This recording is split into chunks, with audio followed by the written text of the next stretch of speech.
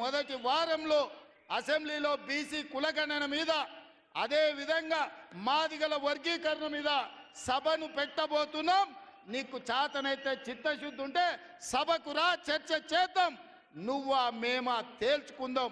నీ ఫామ్ హౌస్లో నీ వంది మాగదులను, నీ భజన చేసేటోళ్లను నువ్వు వాళ్ళను జమేసుకొని వాళ్ళ ముందల పొంకనాలు కొట్టకు. చంద్రశేఖరరావు, నువ్వు కాలం జల్లిపోయిన 1000 రూపాయల నోటువే. ఆ నోటు పెట్టుకుంటే ఎవడైనా జైలుకి 5,000 మంది. ఒకప్పుడు 1000 రూపాయలకు చాలా ఉండే 1000 నోటుకి. అవునా? 1000 నోట్లు ఉన్నాయంటే అని మునగాని కింద చూసేది. ఇప్పుడు 1000 నోట్ల రూపాయలు ఉన్నాయంటే తీసుకుపోయి బొక్కలు వేస్తారు. చంద్రశేఖరరావు గారు కూడా రద్దయిపోయిన 1000 రూపాయల నోటు. ఇంకా దానికి విలువ లేదు. తెలంగాణ సమాజంలో నిన్ను అడిగేటోళ్ళు లేరు. చంద్రశేఖరరావు, నువ్వు ఫామ్ హౌస్లు ఉండి ప్రజలతో నీకు బంధం తెగిపోయినట్టుంది. ప్రజలు ఏం ఆలోచన చేస్తున్నారో చూడు. రైతులకు రైతు భరోసా అందింది. ఇది నా జవాబు లెక్కల అసెంబ్లీలో చెప్తా. రైతులకు 21,000 కోట్ల రూపాయల రుణమాఫీ జరిగింది. రైతులకు వడ్ల కోసం 500 రూపాయల బోనస్ ఇచ్చినాం. రైతులకు వ్యవసాయానికి 24 గంటలు ఉచిత కరెంట్ ఇచ్చినాం. రైతులకు 200 యూనిట్లు ఇంట్లో ఇవాళ ఉచితంగా ఇస్తున్నాం. ఆడబిడ్డలకు బస్సు ఉచితం ఇచ్చినాం. ఆడబిడ్డలకు 500 రూపాయలకు సిలిండర్ ఇచ్చినాం. ఇవాళ యువకులకు 55,143 ఉద్యోగాలు ఇచ్చినాం మొదటి సంవత్సరంలో.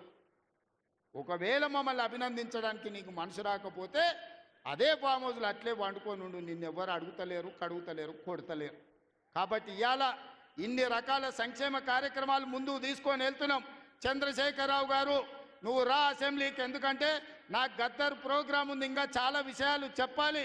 ఎల్పి ఇప్పుడు ఇవాళ రవీంద్ర భారతిలో గద్దర్ గారి కార్యక్రమం ఉంది.